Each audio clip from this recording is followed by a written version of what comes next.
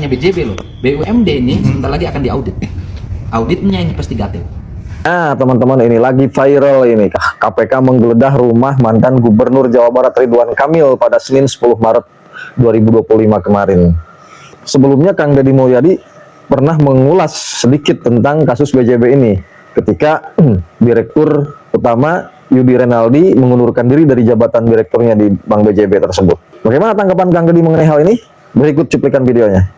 Ya, kita ikuti apa yang menjadi ketentuan yang ada standarisasi di KPK dan kita hormati seluruh proses hukum itu.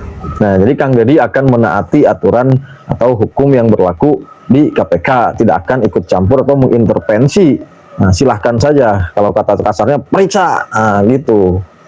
Kemudian banyak yang heran, kenapa KPK sampai menggeledah rumah Ridwan Kamil tanpa diperiksa terlebih dahulu. Ternyata begini alasannya. Ini menurut keterangan Setio Budianto, Ketua KPK, bahwa KPK langsung menggeledah rumah Ridwan Kamil itu dikarenakan adanya keterangan dari saksi yang telah diperiksa oleh KPK.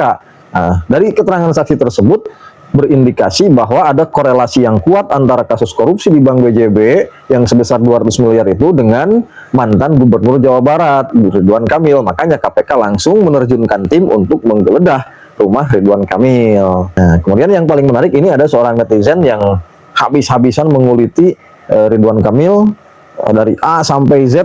Dia kuliti itu dari salah satu akun TikTok ini yang namanya calon pejabat jujur. Nah, kita simak yuk rame-rame. Apa yang menyebabkan Soalnya rumah Ridwan Kamil digeledah KPK?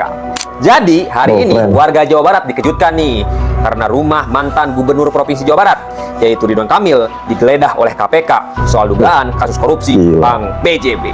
Jadi 2 tahun yang lalu, sekitar tahun 2023, gue pernah membuat sebuah tulisan yang berjudul Ridwan Kamil merupakan pemimpin gincu dan anti kritik. Dalam tulisan tersebut, gue bilang bahwa Ridwan Kamil adalah gubernur yang manis akan gincu, yang mengutamakan pencitraan dan penuh kepura-puraan, bahkan anti kritik. Bukti Ridwan Kamil merupakan pemimpin gincu dan koruptor ini dimulai dari kasus BCCF. Jadi, kasus BCCF ini merupakan penyelewengan dana hibah yang diterima Bandung Creative City Forum atau BCCF pada tahun 2022 sebesar 1,3 miliar. Saat itu, Ridwan Kamil merupakan ketua BCCF. Nah, selain itu, bukti Ridwan Kamil merupakan pemimpin gincu adalah kembang kerakan yang dibuat oleh Ridwan Kamil. Bahkan, pembangunan Masjid Raya Al-Jabar yang mewariskan hutan.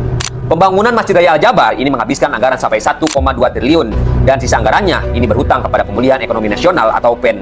Dan sampai saat ini, hutang Pemprov Jabar kepada PEN masih sisa sekitar 207 miliar. Dan setiap tahun, Pemprov Jabar harus menyicil kepada PEN sekitar 500 miliar. Dan hari ini, kita masih mempertanyakan penggunaan anggaran Pemulihan Ekonomi Nasional yang dipergunakan untuk pembangunan Masjid Raya Al-Jabar apakah berpengaruh terhadap pemulihan ekonomi pasca pandemi atau hanya sebatas gincu Ridwan Kamil saja. Kemudian, kemangkrakan memang kayaknya sudah mendarah daging dalam diri Ridwan Kamil. Dimulai pada saat dia menjabat sebagai wali kota Bandung sampai menjadi gubernur Provinsi Jawa Barat. Kemangkrakan tersebut dimulai diantaranya itu teras Ciamplas di kota Bandung, kemudian jembatan Sondong Kopo di Pangandaran, kemudian underpass Cibiru yang hanya wacana. Belum lagi program-programnya seperti program petani milenial yang pesertanya sampai merugi bahkan sampai berhutang. Jadi kemangkrakan ini merupakan bukti dugaan korupsi Ridwan Kamil. Jadi dari runtutan yang udah gue jelasin tadi nih, ini merupakan bukti adanya dugaan kasus korupsi yang melibatkan Ridwan Kamil. Dimulai dari kasus BCCF. Nah, begitu teman-teman, silahkan di komentar ya.